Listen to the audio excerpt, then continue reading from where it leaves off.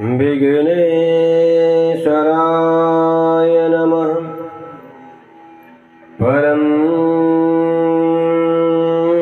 गुरुभ्यो नमः। श्रीवक्रतुण्ड महाकाय सूर्यकोटिसमप्रभ निर्विघ्नं कुरु मे देव। सर्वकार्येषु सर्वदा। गुरुर्ब्रह्मा गुरुर्विष्णु गुरुर्देवो महेश्वर गुरुर्साक्षात् परं ब्रह्म तस्मै श्री गुरवे नमः। नारायणं नमस्कृत्यं नरं चैव नरोत्तमं देवीं सरस्वतीं च व्यासं ततो जयमुदीरये। सच्चिदानन्दरूपाय विश्वोत्पत्त्यादिहेतवे तापत्रय विनाशाय श्रीकृष्णाय वयं नमः। कस्तूरितिलकं ललाटपटले वक्षस्थलकौस्तुभं नासाग्रहवरमौक्तिकं करतले वेणुगरे कङ्कणं सर्वाङ्गे हरिचन्दनं सुललितं कण्ठे च मुक्तावली गोपस्त्रीपरिवेष्टितो विजयते गोपालचूडामणि। वसुदेवसुतं देवं कंसचाणूरमर्दनं देवकी परमानन्दं श्रीकृष्णं वन्दे जगद्गुरुम्। यं प्रव्रजन्तमनुपेतमुपेतकृत्यं द्वैपायनो विरहकातर्या जुहाव पुत्रेति तन्मयतया तरवो विनिदुस्तं सर्वभूतहृदयं मुनिमानतोऽस्मि। ॐ नमो भगवते वासुदेवाय। ॐ नमो भगवते वासुदेवाय। बोले श्री सच्चिदानंद भगवान की जय। बोले श्री राधा रानी की जय। राजा रामचंद्र भगवान की जय। उमापति महादेव की जय। वीर पवन सुत हनुमान जी महाराज की जय। श्री सत्य सनातन धर्म की जय। गैया मैया की जय। श्री तुलसी महारानी की जय। श्री कार्तिक महात्म की जय। जय श्री राधे जय जय श्री राधे जय जय श्री राधे श्याम।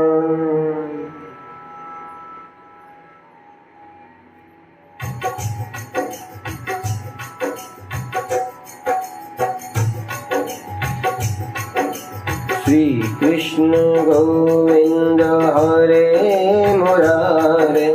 हे नाथ नारायण वासुदेवा। श्री कृष्ण गोविंद हरे मुरारे। हे नाथ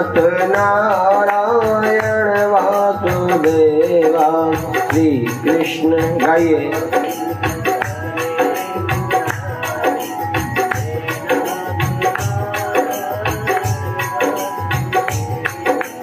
हे नाथ नारायण वासुदेव, हे नाथ नारायण वासुदेव, हे नाथ नारायण वासुदेव, हे नाथ नारायण वासुदेव।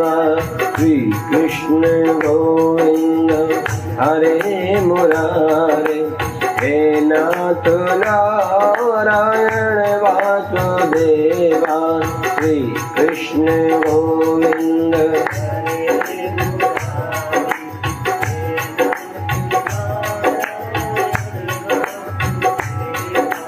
गोविंद मेरी यही प्रार्थना है, गोविंद मेरी,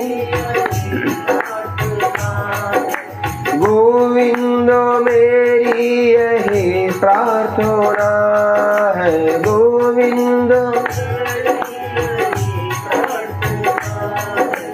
भूलूं ना मैं नाम कभी तुम्हारा, भूलूं ना मैं नाम कभी तुम्हारा।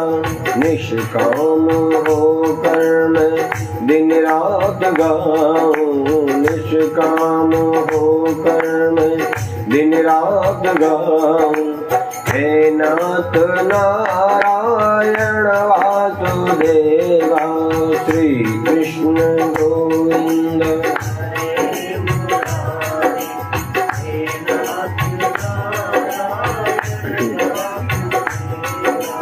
श्री कृष्ण गोविंद हरे मुरारे, हे नाथ नारायण वासुदेवा। श्री कृष्ण गोविंद हरे मुरारे।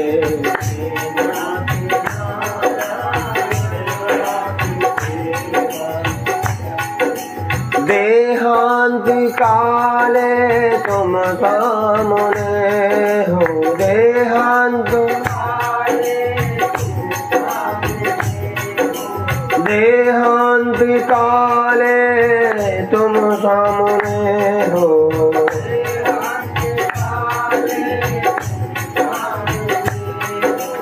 मुरली बजाते मन को लुभाते, मुरली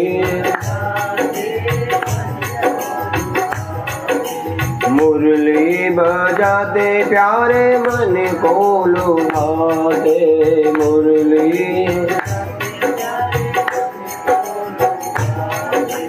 यही गीत गाते मैं तन्नाथ त्यागूं, यही गीत गाते मैं तन्नाथ त्यागूं।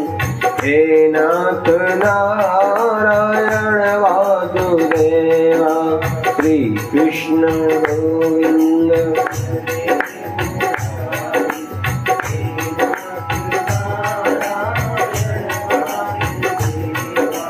हे नाथ नारायण वासुदेव, हे नाथ हे नाथ नारायण वासुदेवा, हे नाथ नारायण वासुदेवा।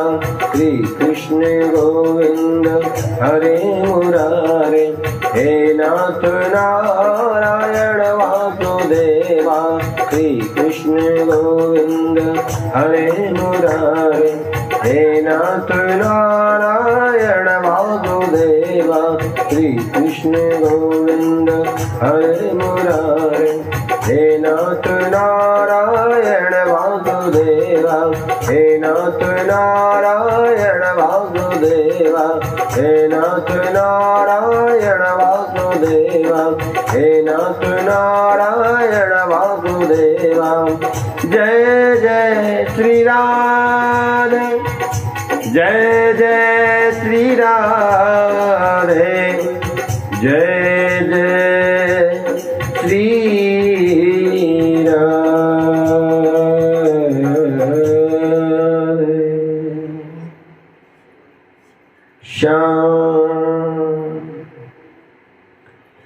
श्री सच्चिदानंद भगवान की जय।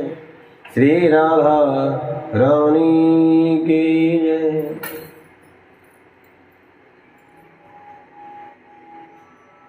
जय जय श्री राधा रमण। जय जय नवल किशोर। जय गोपी चित चोर प्रभु। जय जय माखन चोर। बोले माखन चोर भगवान की जय। बोले श्री बाल कृष्ण लाल की जय। परम मंगल में परात्पर अखिलेश्वर अकारण करुणा वर्णाले भक्त वांछा कल्पतरु। तड़िदित विनिंदित पीतंबर धारी श्री बांके बिहारी लाल की वांगमयी प्रतिमूर्ति। पद्म पुराण से संकलित श्री कार्तिक महात्म की कथा। उपस्थित मेरे समस्त भगवद चरणानुरागी भक्त वृंद, आइए एक बार पुनः हम सभी नित्य प्रति की तरह ठाकुर जी के श्री चरणों में समकक्ष उपस्थित हैं।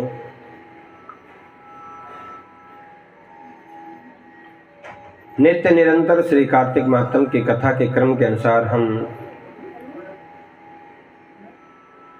सप्तम दिवस में प्रवेश कर रहे हैं। स्वामी श्री सूत जी महाराज शौनक आदि 88,000 संत जनों को कथा अमृत रस का पान करा रहे हैं और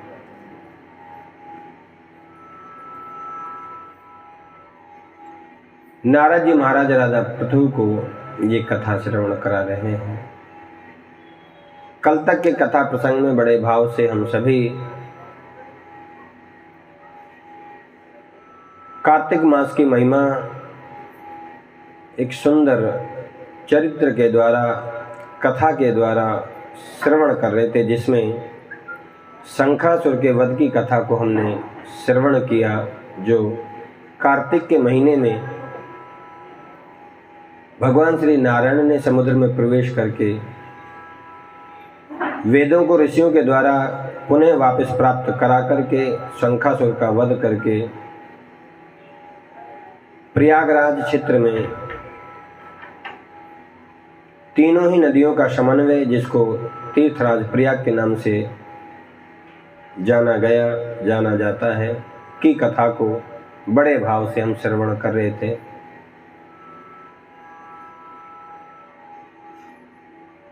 श्री नारद उवाच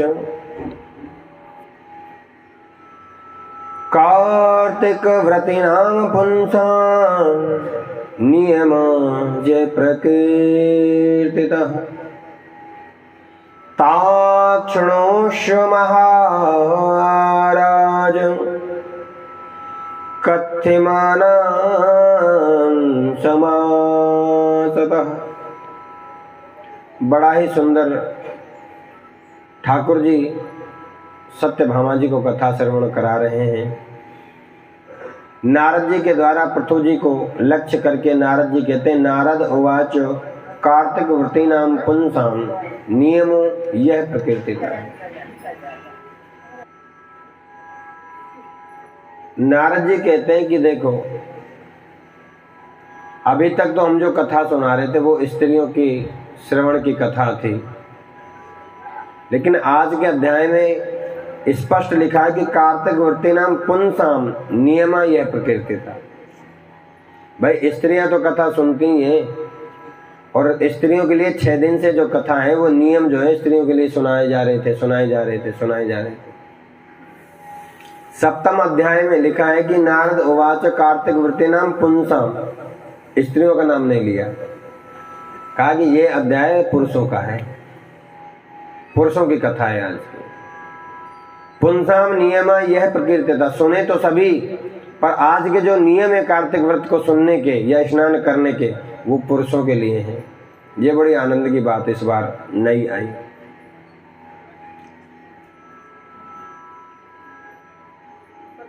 वैसे भी चाहे वो कार्तिक कथा हो, चाहे राम कथा हो, चाहे भागवत कथा हो, 1000 स्त्री कथा सुनने आती हैं तो 100 पुरुष होते हैं। बोलो राधे राधे। 1000 स्त्री कथा सुनने आती हैं तो औसतन 100 पुरुष होते हैं उसमें,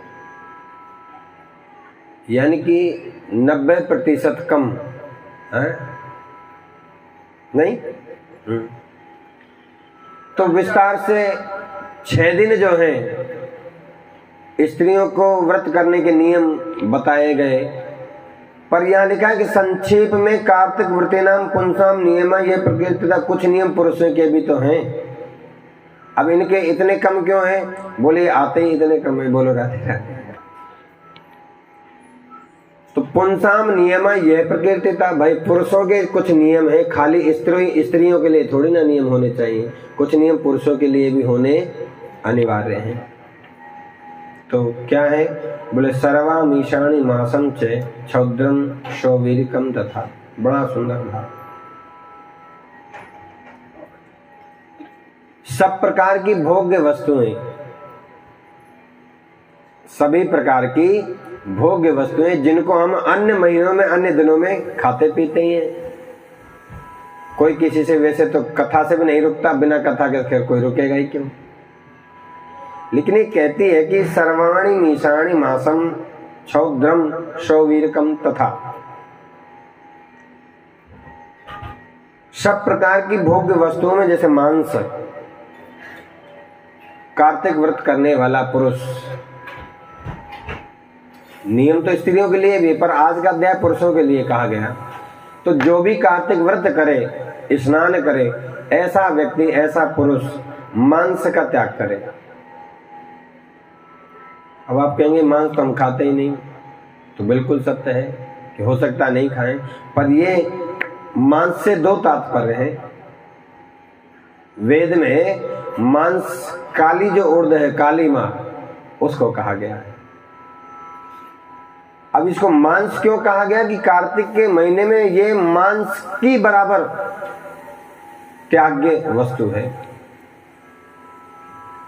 उसी मांस से इसकी तुलना की गई, इसलिए इसको मांस कहा गया। तो ऐसी अभक्ष मांस जैसी स्थिति वाली काली दाल को भी अब आयुर्वेद के अनुसार अगर इसको देखें तो क्यों नहीं खानी चाहिए? शायद वो इसलिए निषेध कर दिया गया होगा कि काली उड़द की जो दाल है वो बहुत गरिष्ठ है, बहुत ज्यादा गरिष्ठ है।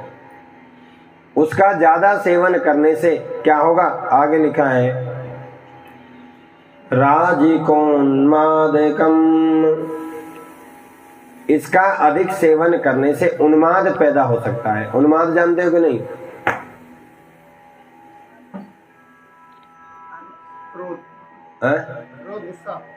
नहीं, उन्माद का मतलब होता है आलस,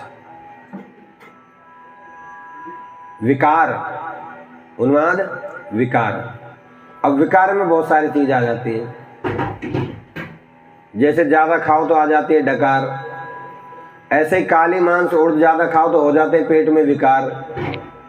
बहुत चिकनी होती है, गरिष्ठ होती है, इसको ज्यादा सेवन करोगे तो कथा सुनने लायक ही नहीं रहोगे। बोलो राधे राधे।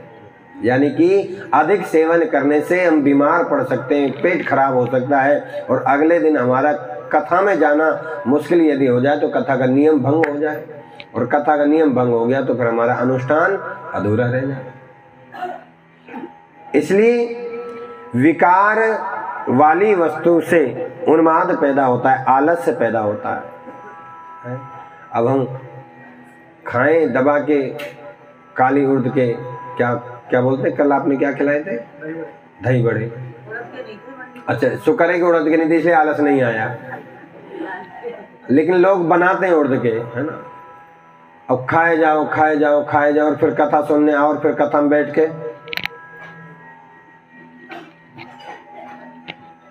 वो निद्रा घेर लेती है आकर के, वो उन्माद है, आलस है। अब उन्माद में कोई कथा में बैठे तो कथा सर के ऊपर से जा रही होती, उड़ के ऐसे, कानों से नहीं स्पर्श करेंगे, वो ऊपर से जाएंगे। क्योंकि निद्रा में जो है ना, सुनना बंद हो जाता है। बोलो राधे राधे। सुनाई देना कभी आपने देखा है? जब निद्रा घेरती है व्यक्ति को तो वास्तविकता में सुनाई देना भी बंद हो। कितना भी बैंड बाजा बज रहा हो, जिसको सोना है वो सो ही जाएगा। अगर सुनाई देता तो सोता ही नहीं। सही बात है कि नहीं? निद्रा जब आती है, उन्माद जब आता है, तो व्यक्ति को आंखें जो है स्वतः बंद, हाँ दिखना बंद नहीं होता, आंखें बंद हो जाती हैं, आंखें बंद होने लगती हैं अपने आप। कानों की श्रवण शक्ति जो है शांत हो जाती है बिल्कुल। फिर कोई क्या कह रहा है, व्यास जी क्या कह रहे हैं, वक्ता क्या कह रहा है, कोई मतलब नहीं। हाँ,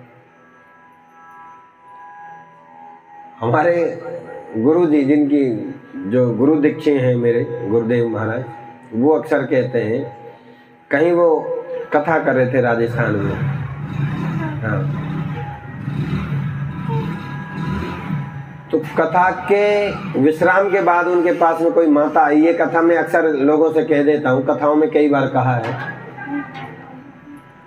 कथा के विश्राम के बाद व्यास जी महाराज के पास, गुरु जी के पास एक माता जी आई और आकर के बोले महाराज कथा तो आप सोनी बाँचो ही हो। गुरु जी की बात करो, मैं अपनी नहीं, मुझे तो कुछ आता भी नहीं। गुरु जी बोले कि कथा तो थे सोनी बाँचो ही हो, पर थारी कथा में एक चीज और बड़ी सोनी। बोले कि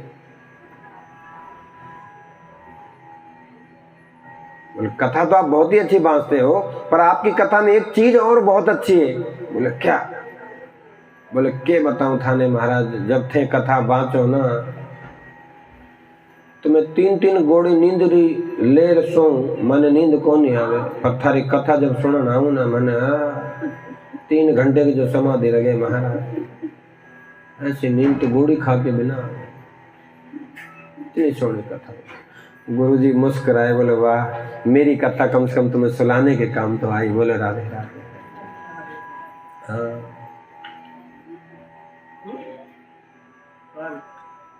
तब जाकर के गुरुजी ने अगले दिन, ध्यान देना, तब जाकर के गुरुजी ने अगले दिन कार्तिक महात्म की कथा सुनाई भागवत कथा में। बात समझ रहे? भागवत कथा में अगले दिन कार्तिक महात्म की कथा का 7वां अध्याय सुनाया। तब जाकर के माता जी की आंखें खुली कि कथा के माध्यम से महाराज जी ने बताया कि काली उर्द नहीं खानी है, चाहे वो 7 दिन की कथा हो चाहे महीने की कथा हो। उस समय बैंगन नहीं खाना है, मूली नहीं खानी है, गरिष्ठ भोजन नहीं करना है। माता, रात्रि में आटा गूंद करके हम लोग रख देते हैं, कई बार रख देते हैं ना, सुबह बच्चों को तैयार करना है, टाइम कौन बचेगा, आटा गूंदा है, फ्रिज में रख दिया और अगले दिन फटाफट रोटी पराठे बना करके भेज देंगे। कथा कह रही है रात्रि का रखा हुआ आटा एक मांसपिंड के समान हो जाता है, दूषित हो जाता है। ऐसे रखे हुए आटे का भोजन बनाने के बाद उसको खाया जाता है तो समझ लिया मांस भक्षण कर रहे हैं, इतना अपराध है।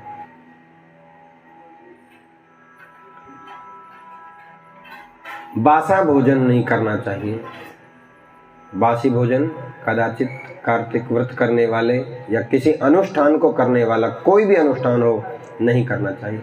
इन सब से क्या होगा? बल उन्माद पैदा होगा, आलस्य पैदा होगा, निद्रा घेरेगी। माता जी ने कथा सुनी, अगले दिन के बाद उनको नींद ही नहीं आई, क्योंकि समस्त बातों को जानने के बाद उन्होंने सब वो कार्य छोड़ दिए जो वो करती थी अब तक। बासा भोजन करना, बासे आटे का भोजन बना लेना, काली उर्द की दाल बहुत से लोग ज्यादा ही खाते हैं, बहुत पसंद है, आदि आदि। तो लिखा है कि कार्तिक व्रती व्यक्ति सर्वाणि मीशानी मासम च क्षौद्रम, ऐसी वस्तुएं बिल्कुल सेवन ना करे जिनसे उन्माद पैदा होता हो। हाँ, पराया अन्न ना खाएं। अब पराया अन्न से तात्पर्य 2 है, और दोनों ही बड़े सटीक हैं। पराया अन्न से तात्पर्य कि जो व्रत लेता हो, संकल्प लेता हो कि मैं पूरे महीने कार्तिक व्रत स्नान करूंगा, नियम के अनुसार एक तो ये बनता है कि भाई अनुष्ठान यदि उठाया है तो अपने घर का ही भोजन करके उस व्रत का पारण किया जाए। हाँ, आप देखते हैं ना, कई बार बहुत से लोग भंडारे लंगर करते हैं तो बहुत से लोगों की तो लाइन लगी होती है, पर बहुत से लोग कहते हैं ना, आज हमने व्रत किया है, हम अपने घर का अन्न खा करके ही अपना व्रत का पारण करेंगे। यदि हमने दूसरे का अन्न खा करके व्रत का पारण किया तो सारा फल जो है सामने वाले को होगा। एक तो ये कारण हो सकता है। पराया अन्न से दूसरा भाव ये है कि किसी का जबरदस्ती अन्न चुरा करके खाया हुआ अन्न भी आपके व्रत को समाप्त कर देगा, उसका भी आपको कोई लाभ नहीं है। इसलिए पराये अन्न से बचना चाहिए। ऐसा व्यक्ति दूसरे से द्रोह नहीं करे। द्रोह समझते हैं कि नहीं समझते? अच्छा, समझ ही रहे होंगे। कार्तिक व्रती व्यक्ति दूसरे से द्रोह नहीं करे। द्रोह का कई अर्थ है, एक नहीं है, कई सारे भाव हैं। बहुत से लोग द्वेष करते हैं, ये भी द्रोह है। ईर्ष्या करते हैं, ये भी द्रोह है। किसी के प्रति कपट का भाव रखते हैं, ये भी द्रोह है। किसी व्यक्ति से मुझसे अभी कुछ कह दिया और दूसरे से कुछ कह दिया, ये भी द्रोह है। यानी कि एक ही व्यक्ति एक ही दिन में एक ही बात को कई तरह से कह गया, अब वो भी भ्रमित हो गया, दूसरा भी भ्रमित है, कौन सी बात सही है ये पता ही नहीं। धोखा देना भी द्रोह में ही आता है।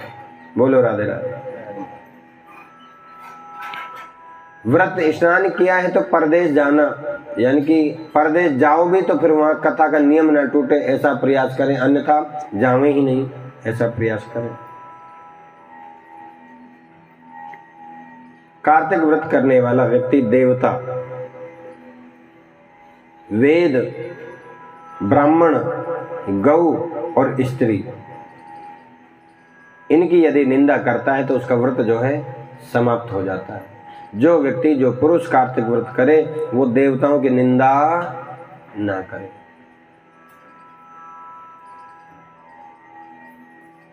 अभी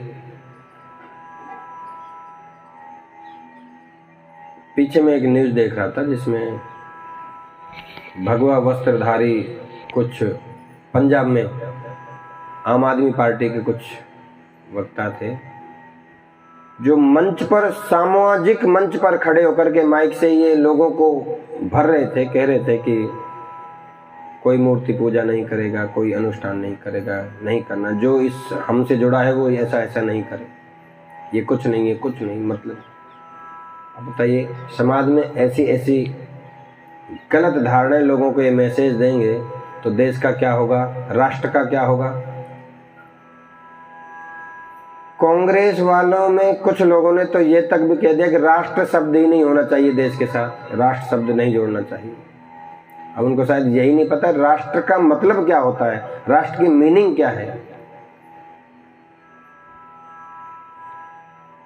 तो जो देवताओं की निंदा करता है वो कार्तिक व्रत ना करे तो ज्यादा अच्छा है। वेद को सुनकर के अब हम जो पढ़ रहे हैं या श्रवण कर रहे हैं, ये वेदों का ही अंश है। निगम कल्प तरोर गलितम फलम, निगम कहते हैं वेद को।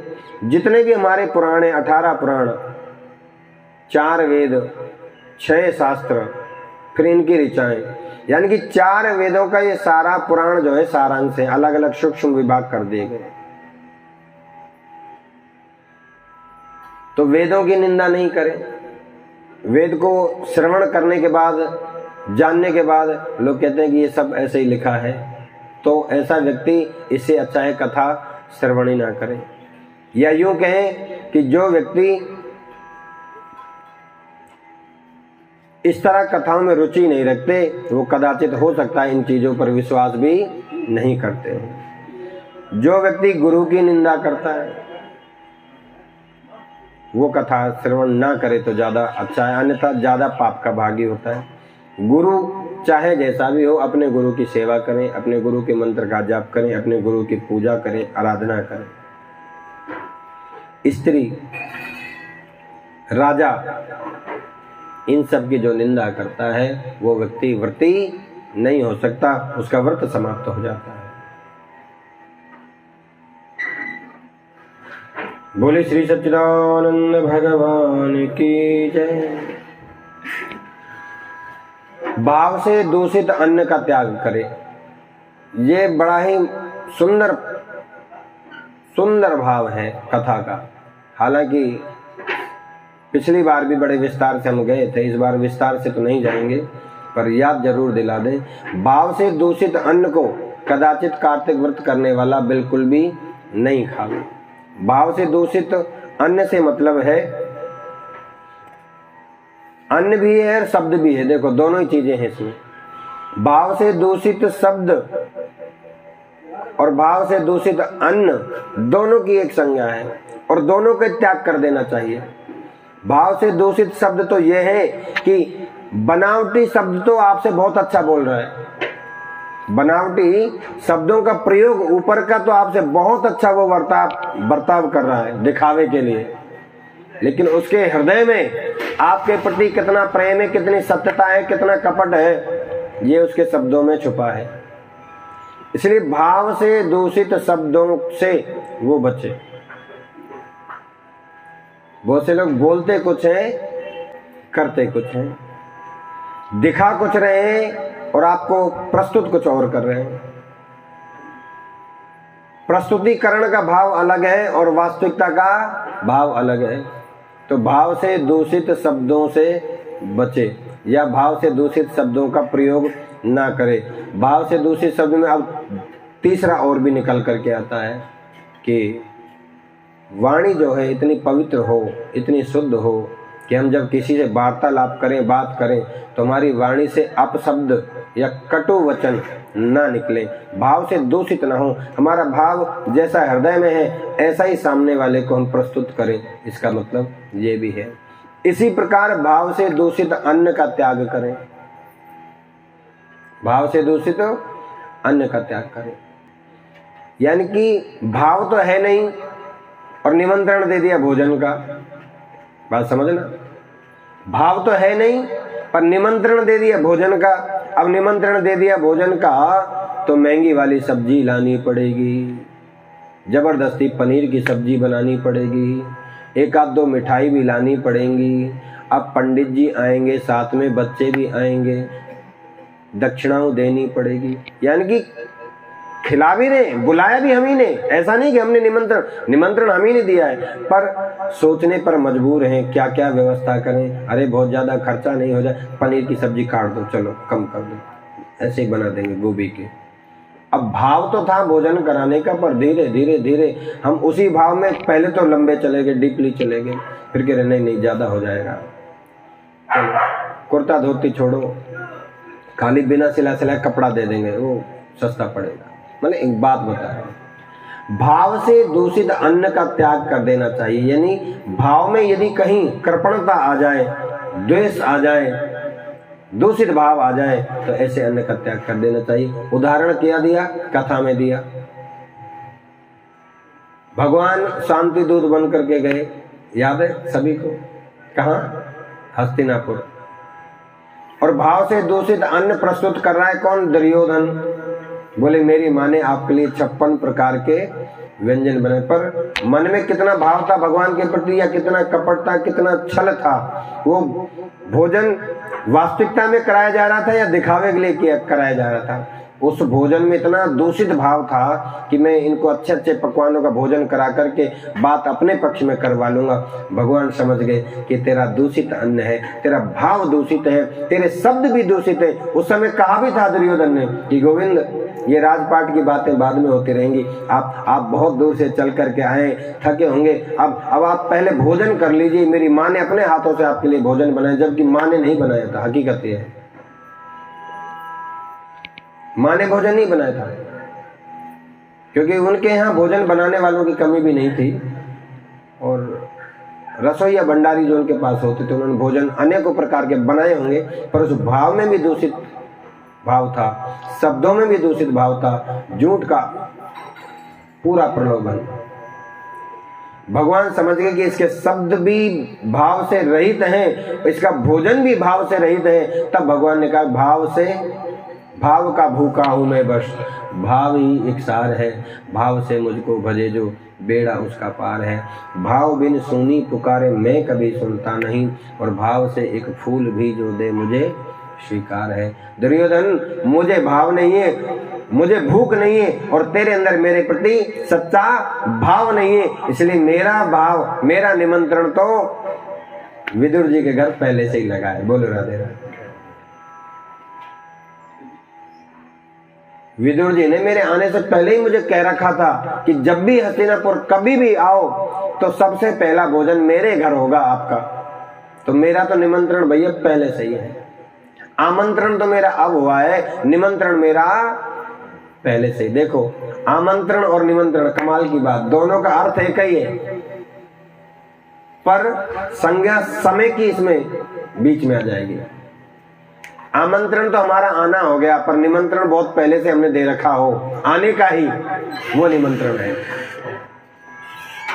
निमंत्रण पहले से जो हमें नियुक्त किया हो कि फला दिन हमारे घर आपको आना है, पधारना है, आतिथ्य सत्कार स्वीकार करना है, वो तो है निमंत्रण। और हम आज आ गए, अभी आए, ये हमारा हो गया आमंत्रण। तो ठाकुर जी ने भी इन्हीं शब्दों का प्रयोग किया कि मेरा निमंत्रण तो काका विदुर के यहाँ है, तेरे यहाँ तो आमंत्रण मेरा आज हुआ है। तो मुझे भूख नहीं है, तेरे अंदर मेरे प्रति खिलाने का भाव नहीं, क्योंकि तेरे भाव में अभाव है, कुभाव है, और तेरे भाव में दुष्टता छुपी है। तो दिखावे के लिए बातें बड़ी सुंदर कर रहा है, यानी कि भाव अच्छा नहीं पर बातें बड़ी सुंदर दिखावे के लिए कर रहा है, लोगों को दिखाने के लिए। लोगों के सामने क्या कह रहा है? गोविंद बहुत दूर से चल करके आए हो। ये राजपाट की बातें तो होती रहेंगी, चलती रहती हैं। मेरी माँ ने बड़े भाव से आपको सुंदर अपने हाथों से आपके लिए 56 प्रकार के भोग बनाए, आप भोजन पहले करिए। भगवान समझ गए बेटा, ना शब्दों में भाव है ना भोजन में भाव है, ऐसे भोजन का त्याग कर देना ही ठीक होता है। क्यों? यदि ऐसा दूषित भाव वाला भोजन कर भी लिया जाए तो आप जो है स्वस्थ नहीं रह सकते, ये फुल गारंटी। आप उस भाव से रहित भोजन को जब ग्रहण करोगे तो आप निश्चित बीमार पड़ जाओगे। बोलो राधे राधे। सो ठाकुर जी ने त्याग किया और सीधे विदुर जी के घर गए। हैं? कहाँ गए? कम से कम 40 से 45 छिलके खाए होंगे केले के, पर पेट में दर्द तक नहीं हुआ। क्यों नहीं हुआ? क्योंकि वो केले के छिलके में उनका प्रेम था, भाव था। और जहां सुंदर भाव, निर्मल भाव होता है ना, वहां कोई वस्तु किसी को नुकसान नहीं कर सकती। ठाकुर जी ने 40, 45, 50, 51 कम से कम छिलके खाए। बताओ, बड़े प्रेम से। जब तक विदुर जी नहीं आए तब तक काकी के हाथों खाते ही रहे।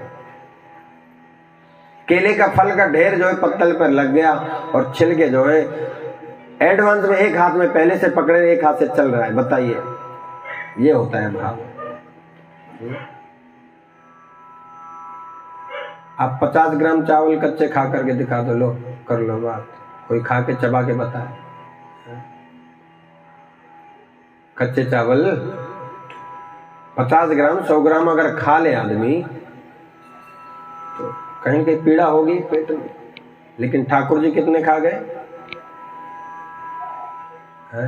कितने खाए होंगे? कम से कम तो 2 मुट्ठी में कम से भी कम नहीं तो 250 ग्राम 300 ग्राम तो आता ही होगा।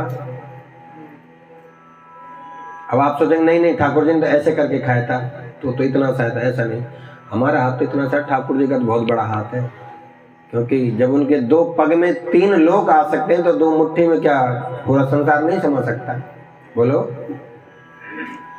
तो ठाकुर जी ने भाव वाले चावल भी खाए सुदामा जी के।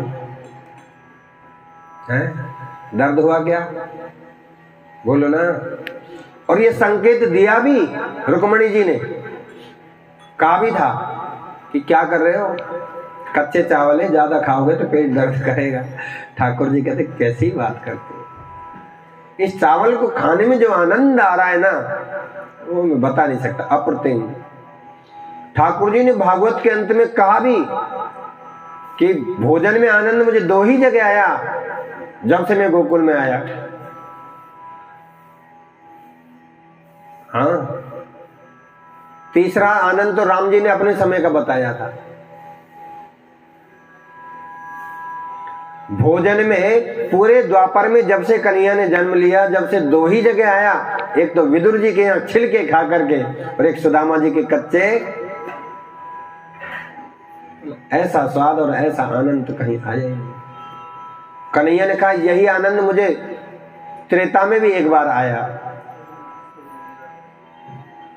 जानते हो? आहा, हम किसी को निमंत्रित कर दें फला दिन भोजन पे आना है, आप तैयारी करके बैठ जाओ। ध्यान देना, आपने 2-3 तरह की सब्जी बनाई हो, 2-4 मिठाई भी मंगवाई हो, और भी अन्य व्यवस्थाएं की हो, और लास्ट मोमेंट पे आप कहते हैं कि नहीं मैं आज नहीं आ सकता जी, क्षमा करना। अब आप क्षमा करेंगे कि नहीं करेंगे ये तो आपका मन जानता है कि आप क्षमा कर रहे हैं या उल्टे फिर 2-4 10-20 उसको सुना रहे कि देखो इतना सारा खर्चा करवा दिया, इतनी सब्जी बनाई, इतनी मिठाई मंगाई, इतनी व्यवस्था, अब इस सब का क्या होगा? नहीं आना था तो पहले ही मना कर देते, वगैरह वगैरह। चलो कोई नहीं, कल आ जाएंगे। अब क्या करें, अब कल का कह रहे हैं महाराज जी तो कल आएंगे, अब कल फिर सोचेंगे, अब कल फिर व्यवस्था लगी, कल व्यवस्था फिर लगी, और महाराज जी को फिर इमरजेंसी कहीं जाना पड़ गया, बोले आज भी नहीं आ पाएंगे। अब आप क्या करोगे? बोलो, कौन सा भाव प्रस्तुत करोगे? हाँ, महाराज जी कहते नहीं नहीं नहीं, अब हो गया जो हो गया, लेकिन अब जो है ना हम कल तो आ ही जाएंगे। और आप कल फिर तीसरे दिन वो व्यवस्था जोड़े और सच में फिर नहीं आए तो क्या होगा? विदुरानी जी जो है ना, नित्य प्रति वो गलियारा फूलों से सजाती रोजाना, और हर दिन थाली में या किसी पात्र में बेर चुन चुन करके लाती, कोई कड़वा, कोई खट्टा, कोई बेकार बेर तो नहीं, जो जो मीठा होगा वही मैं मेरे राम जी को खिलाऊंगा। लेकिन राम जी आज भी नहीं आए, आज का बेकार गया। फूल बिछाए वो भी बेकार, बेर लाई वो भी बेकार, कल आएंगे। ये भाव था कि कल आएंगे। भगवान भी भाव देख रहे थे कि देखे कितने दिन तक ये भाव बना रहे। रोजाना फूल बिछाना, रोजाना बेर चुन करके लाना, लेकिन रोजाना भगवान को नहीं आना। बोलो राधे राधे। और ऐसा करते करते रामा रामा रटते रटते बीती रे उमरिया, कब आओगे मेरे भगवान इस दासी की। पर एक भी दिन वो बेर चुनना नहीं छोड़ा, एक भी दिन फूल बिछाना नहीं छोड़ा। और हम तो एक दिन नहीं आए तो अगले दिन भोजन, बोले महाराज अब फिर बाद में सोचेंगे। हमारा भाव कुभाव में बदल जाएगा, देरी नहीं लगेगी 1 मिनट भी। बोलो राधे राधे। बोलो सही बात है कि गलत बात? ओ इतना सारा खर्चा करा दिया, 2 दिन सब बेकार हो गया। अब महाराज जब कन्फर्म होगा ना, जब भी, हाँ अब नहीं होगा, अब रहने दो। 1 दिन नहीं, 2 दिन नहीं, 1 महीना नहीं, 1 साल नहीं, कई वर्षों, यानी कि सबरी ने शब्दों में प्रस्तुत किया कि ये उमरिया बीती जा रही है आपकी प्रतीक्षा करते करते। इसका मतलब वृद्ध अवस्था से भी कहीं बहुत ज्यादा वृद्ध अवस्था को प्राप्त हो गई होगी, प्रतीक्षा करते करते करते करते करते। जब भी तो करेगी बीती जा रही है उमरिया, कब पधारोगे प्रभु? अब तो पधारो। अब भगवान ने देखा कि अब तो चलना पड़ेगा, भाव ज्यादा ही बहुत दृढ़ हो गया। अब भगवान गए, जाकर के बेरों का भोग लगाया। लक्ष्मण जी ने सोचा कि ना ना ना, झूठे बेर है, राम राम राम, कौन खाए, सब झूठे बेर है। लक्ष्मण जी के भाव में थोड़ा सा कुभाव जागृत हो गया। राम जी समझ गए, ओ भाव को नहीं समझ पाए श्रीमान जी। पर बेटा कोई बात नहीं, जिनके लिए तुम ये स्वभाव बदल रहे हो अपना, ये झूठा बेर ही तुम्हारे जीवन का प्राणदाता बनेगा एक दिन। लक्ष्मण जी लेते जाएं बेर और पीछे फेंकते जाएं और राम जी उसको खाते जाएं। आहा, लक्ष्मण जी बोले सबरी है, भिलनी है, मैं झूठा बेर खाऊं। अब स्वभाव से थोड़े चंचल तो है ही हो। राम जी ने उन्हीं झूठे बेरों पर जो लक्ष्मण जी ने पीछे फेंके थे उन पर अपना दृष्टिपात किया और उन्हीं को सुंदर संजीवनी बूटी का बिरुवा बना दिया। जब शक्ति बाण लगता है तो लक्ष्मण जी धराशायी हो जाते हैं और वही बेर आज संजीवनी बनकर के लक्ष्मण जी के प्राण।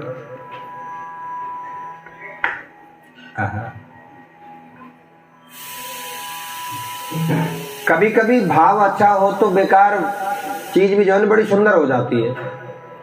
आप कहते हैं अरे ये तो मैंने ऐसे ही बना दिया था, पर भाव तगड़ा था, वो ऐसे ही जो बनाया था ना वो इतना सुंदर आनंद वाला प्रसाद बन गया कि क्या कहें। और कभी कभी आप सारे मसाले ला करके डाल दो, सब कुछ अच्छा कर दो, लेकिन जबरदस्ती जब भोजन बनाओगे और अभाव स्वभाव को भाव में बनाओगे तो हकीकत में कितना भी प्रयास कर लो आपका भोजन अच्छा बन ही नहीं सकता। भाव में बड़ी ताकत है, भाव में अपने आप वो सकारात्मकता आती है, भाव सुंदर बना देता है। आप भगवान का प्रसाद बनाते हैं, अन्य स्थितियों से अन्य दिनों से वो प्रसाद अपने आप दिव्य होता चला जाता है। आप अक्सर देखते होंगे हर किसी के मुंह से निकलता है भंडारे जैसा प्रसाद और आनंद स्वाद घर के भोजन में नहीं आता, जबकि बनाने वाले आप ही हैं, कोई अलग से कोई स्थिति नहीं है। और उसमें एक भाव जागृत हो जाता है कि नहीं ठाकुर जी का प्रसाद है, सब जो आएंगे प्रसादी लेने उन सबको अच्छा लगना चाहिए, सबको बड़ा सुंदर लगना चाहिए। उस भाव में अपने आप ही जो है अमृत आकर के मिल जाता है। तो चर्चा ज्यादा लंबी ना करके हम इतना ही कह देंगे कि जो कार्तिक व्रत रखें वो जो है सुंदर स्वभाव वाला भोजन प्राप्त करें, कुभाव वाला भोजन, दूषित भाव वाला भोजन का त्याग करें, ब्रह्मचर्य व्रत का पालन करें, भूमि पर सोने का प्रयास करें संभव हो तो, अन्यथा काष्ठ लिखा है, काष्ठ लकड़ी पर भी हम सो सकते हैं। लकड़ी से तात्पर्य आजकल तो चारपाई समाप्ति हो गई है। अच्छा, जहां हम रह रहे हैं आजकल वहां हर घर में मिलेगी आपको, बड़ी बड़ी खाट बिछी है उनके घर, जो जगह इतनी है उनके सबके घर, कोई 500 गज है, कोई 1000 गज है, कोई 250 गज है, और वो सबके घरों में खाट है। ख्याला में आज भी खाट है सबके। तो मूंज से बनी हुई रस्सी से जो खाट बुनी जाती है उसका त्याग किया जाए। बाकी काष्ठ पर, काष्ठ में लकड़ी का बना हुआ तख्त हो, चाहे बेड हो, या भूमि पर शयन करें।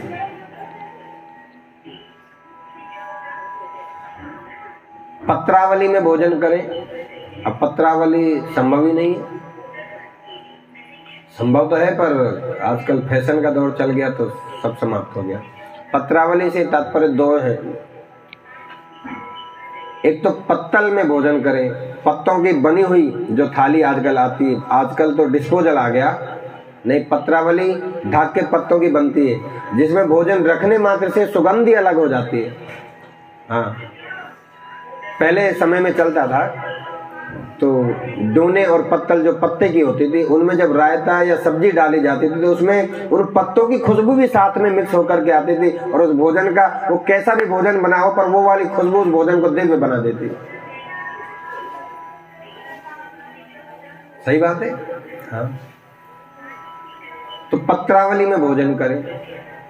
अब दूसरा अर्थ पत्रावली का यह है कि आज भी आप आश्रमों में जाकर के देखो, संतों के यहाँ अगर वो पत्ता नहीं है, पत्तल नहीं है, तो केले के पत्ते पे भोजन करते हैं। हस्तिकर्ण के पत्ते पे भोजन करते। हस्तिकर्ण का मतलब है हाथी के कान जैसा पत्ता, चौड़ा, और उस वृक्ष का नाम है पलाश। पलाश का पेड़ जो है, पत्ता जो है बड़ा चौड़ा चौड़ा होता है, आप उस पर भोजन करें, आश्रमों में चलता है।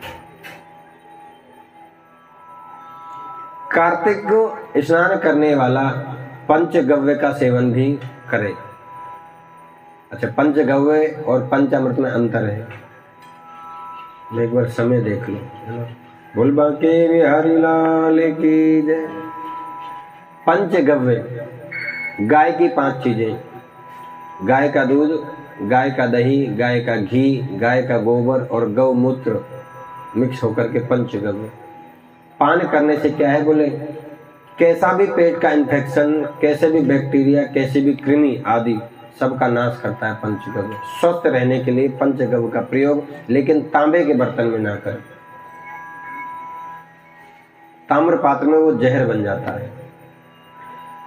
पंचामृत भगवान को स्नान कराया जाता है। शालिग्राम जी को नित्य प्रति आप चाहें तो करा सकते हैं, अन्यथा दूध या गंगा जल, हाँ गंगा जल निषेध है शालिग्राम जी के लिए, ध्यान आ गया।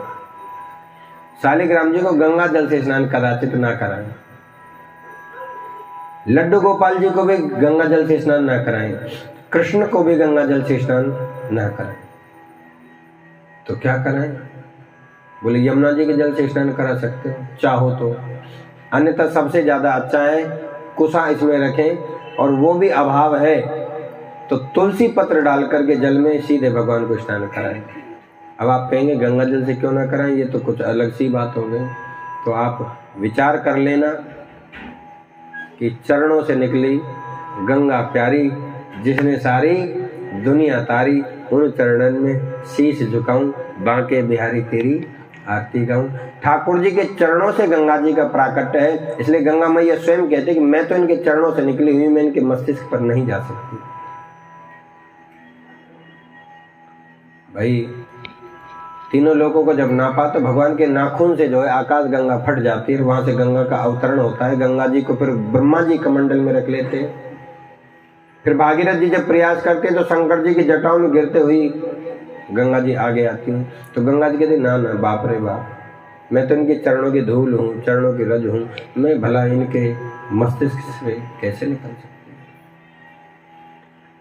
तो भगवान शालिग्राम जी को, ठाकुर जी को जो है गंगा जल से स्नान नहीं कराना चाहिए। तो पंचामृत का सेवन हम जो है स्वयं भी ठाकुर जी को करा करके उसका सेवन कर सकते हैं। पंचामृत चरणामृत के रूप में ले सकते हैं, पंचगव्य ले सकते हैं। ऐसा करने से कार्तिक व्रती व्यक्ति जो है स्वस्थ, निर्मल, निश्चल, निष्कपट भाव का होता चला जाता है, क्योंकि पंचामृत में वो गुण है, पंचगव्य में वो ताकत है कि गाय के दूध में वो समझ है जो भैंस के दूध में। भैंस का दूध पीने वाला मोटी बुद्धि का हो जाता है, और गाय का दूध पीने वाला शार्प माइंड हो जाता है, तेज तीव्र दिमाग वाला हो जाता है। तो इसका सेवन करने से जो है व्यक्ति धीरे धीरे भाव से शुद्ध हो जाता है, निर्मल हो जाता है, और अंत में राम जी कह देंगे कि निर्मल मन जन सो मोहि पावा।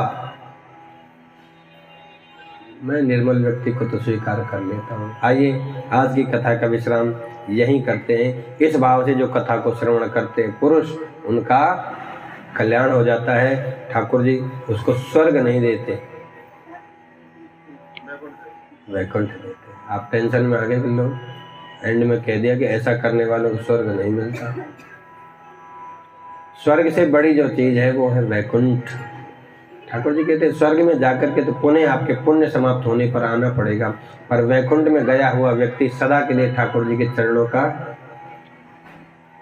सेवक बन जाता है, वो वहीं रहता है। बोले बांके बिहारी लाल की जय, बोले श्री राधा रानी की जय। जय जय श्री राधे, जय जय श्री राधे। हो मेरी सुन कर करुण पुकार, सांवरा आएगा। मेरी सुन कर करुण पुकार सांवरा आएगा। मेरी सुन कर करुण पुकार, गाइए सब। मेरी सुन कर करुण पुकार सांवरा आएगा। मेरी सुन कर करुण पुकार सांवरा आएगा। हो सांवरा, सांवरा आएगा। सांवरा, मुझे पूरा है विश्वास सांवरा आएगा। मुझे पूरा है विश्वास, वो मेरी सुन कर करुण पुकार सांवरा आएगा।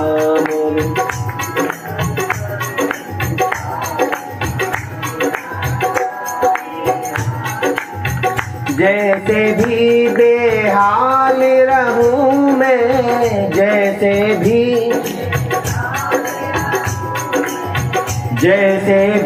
बेहाल रहूं मैं, जैसे भी क्यों दूजे को हाल कहूं मैं, क्यों दूजे को अपनी बेहाली का हाल दूसरे से कह भी दोगे तो क्या होगा? बोलो क्या होगा?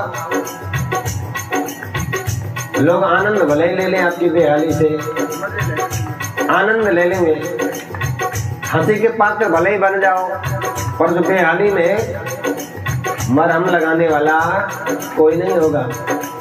लिखने वाले का भाव है कि फिर इन लोगों को अपनी बेहाली क्या बताना, फिर तो सीधा उसी को बताओ ना।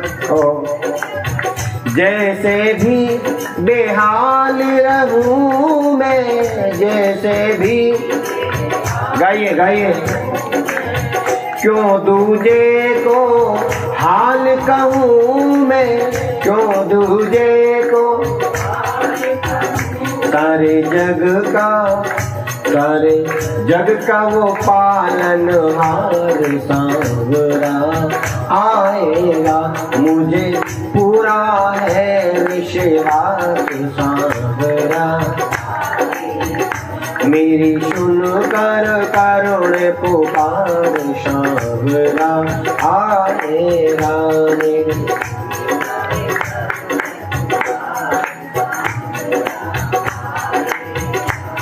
सांवरा आएगा। हो सांवरा, सांवरा आएगा। हो सांवरा, मेरी सुन कर करुण पुकार सांवरा आएगा। मेरी सुन कर करुण पुकार, नैनों की भाषा वो जाने, नैनों की, बड़ा सुंदर भाव, नैनों की भाषा वो जाने, नैनों की, मैं उसे जानूं वो मुझे जाने, वो मुझे, मैं उसे जानूं वो मुझे जाने, मैं उसे जानूं। बरसेगी करुण पुकार सांवरा आएगा। जाओ बरसेगी प्रेम फुहार सांवरा आएगा। सुन कर करुण पुकार, झूठे मीत सखा और नाते, झूठे मीत जो कहते हैं ना हम तुम्हारे साथ हैं, अक्सर लोग यही कहते हैं। हालांकि होता क्या है, बोले स्वार्थ लाग करें सब प्रीति, सुर नर मुनि जन की ये रीति। जहाँ स्वार्थ नहीं है वहां प्रेम नहीं है आजकल। जहाँ अपना कार्य सिद्ध नहीं होता वहां से कोई मतलब नहीं होता, और जहाँ से अपना कार्य सिद्ध हो जाएगा वहां खूब प्रेम होता है। यहाँ लिखा है, झूठे मीत सखा सब नाते, जो अपना अपना कहते हैं, जो हमें जिंदगी भर तक का साथ देने का वचन देते हैं, कसमें वादे खाते हैं, सबसे पहले बिगड़ने पर वही साथ छोड़ते हैं। बोलो राधे। हाँ, ये सत्य बात। झूठे मीत सखा और नाते, झूठे मीत दर्द दिल का दर्द बढ़ाते, दर्द दिल का। कष्टों से दर्द से वैसे दिल दुखी है, मन परेशान है, ऐसे में और ज्यादा दर्द देने वाले खड़े हो जाते हैं, और ज्यादा छुरी चुभाने वाले, सुई चुभाने वाले खड़े हो जाते हैं। हाँ, दर्द दिल का दर्द बढ़ाते, दर्द दिल का। झूठे मीत सखा और नाते, झूठे मीत। मुझे करना है सच्चा प्यार, सांवरा आएगा। मुझे करना है सच्चा प्यार, सांवरा। हो मुझे पूरा है विश्वास, सांवरा आएगा। मुझे पूरा है विश्वास, सांवरा आएगा, सांवरा, सांवरा आएगा, हो सांवरा। मेरी सुनकर करुण पुकार, सांवरा आएगा। मेरी सुनकर करुण पुकार, सांवरा आएगा। मुझे पूरा है विश्वास, सांवरा आएगा। मुझे पूरा है विश्वास, सांवरा, सांवरा आएगा, हो सांवरा, सांवरा आएगा, सांवरा। मेरी सुनकर करुण पुकार, सांवरा आएगा। मेरी सुनकर करुण पुकार, हो मुझे पूरा है विश्वास, सांवरा आएगा। मुझे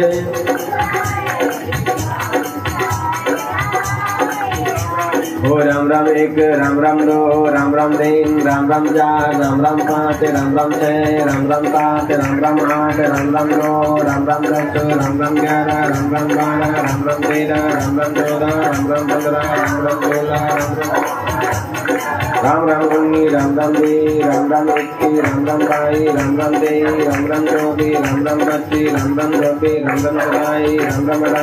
राम 28, राम राम 29, राम राम 30, राम राम 31, राम राम 32, राम राम 33, राम राम 34, राम राम 35, राम राम 36, राम राम 37, राम राम 38, राम राम 39, राम राम 40, राम राम 40, राम राम 42, राम राम 43, राम राम 44, राम राम 45, राम राम 46, राम राम 43, राम राम 48, राम राम 49, राम राम 50, राम राम 51, राम राम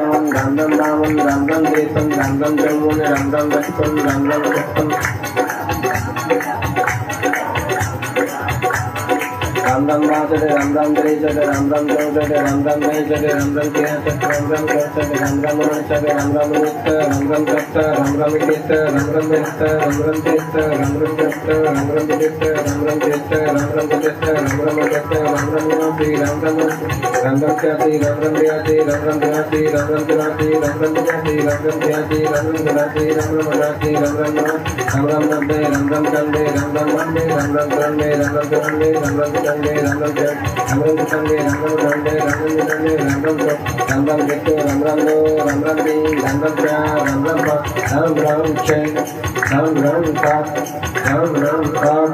जय जय श्री सीताराम जय जय श्री सीताराम जय जय श्री सीताराम।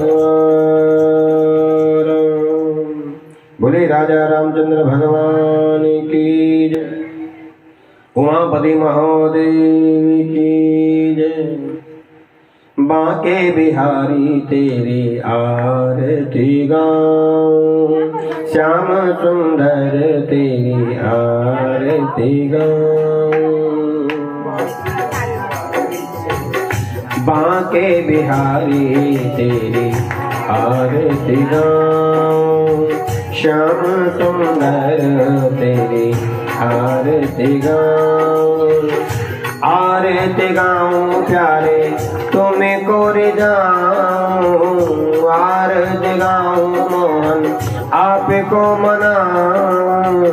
बांके बिहारी तेरी आरती गाऊं मोरे मुकुट तेरे शीश पे सोहे प्यारे बंदे मेरो मन मोहे।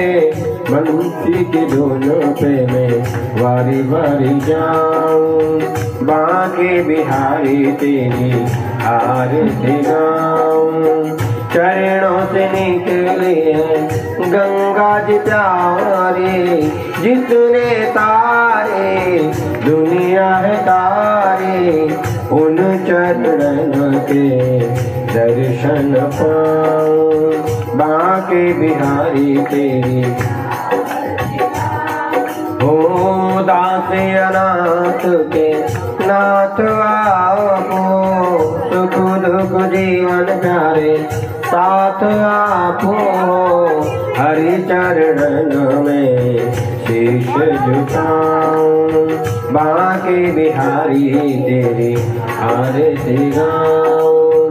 श्री हरिदास के प्यारे तुम हो मेरे मोहन जीवन घन हो।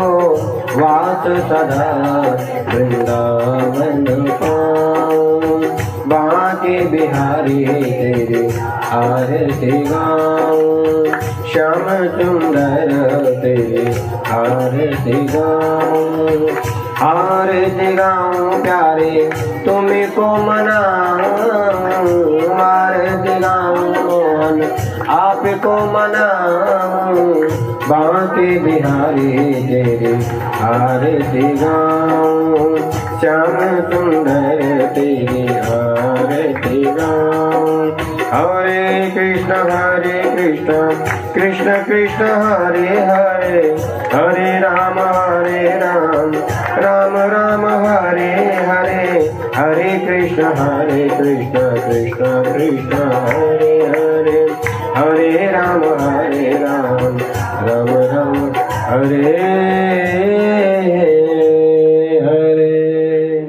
जलेन शीतलीकरणं पुष्पे देवादिवन्दनम् आरोग्यर्थम् आत्मा देवन्दनम्।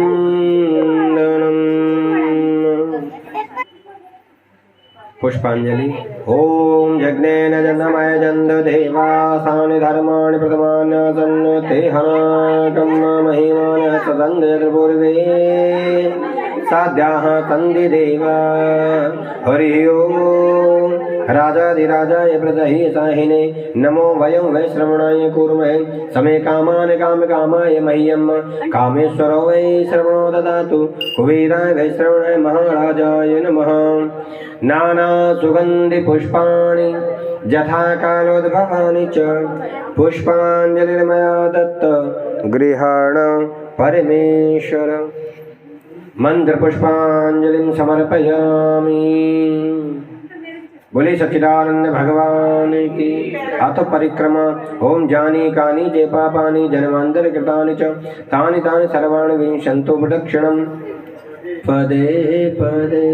बोल बांके बिहारी लाल की, श्री राधा रानी की, युगल जोड़ी सरकार की, सच्चिदानंद भगवान की, तुलसी महारानी की, अपने सदगुरुदेव भगवान की, अपने माता पिता के चरण कमलों की, श्री कार्तिक महात्म के, धर्म के, अधर्म का, प्राणियों में, विश्व का, सदा कीर्तन कथा भगवान नाम का, गौ हत्या, भारत देश, जय हिंद, जय हिंद, वंदे वंदे, नमः पार्वती पते नमः, हर हर हर महादेव। जय जय श्री राधे, जय जय श्री राधे, जय जय श्री राधे। श्याम सर्वे भवन्तु सुखिनः, सर्वे सन्तु निरामया, सर्वे भद्राणि पश्यन्तु मा कश्चित् दुःखभाग् भवेत्। ओम शांति शांति शांति।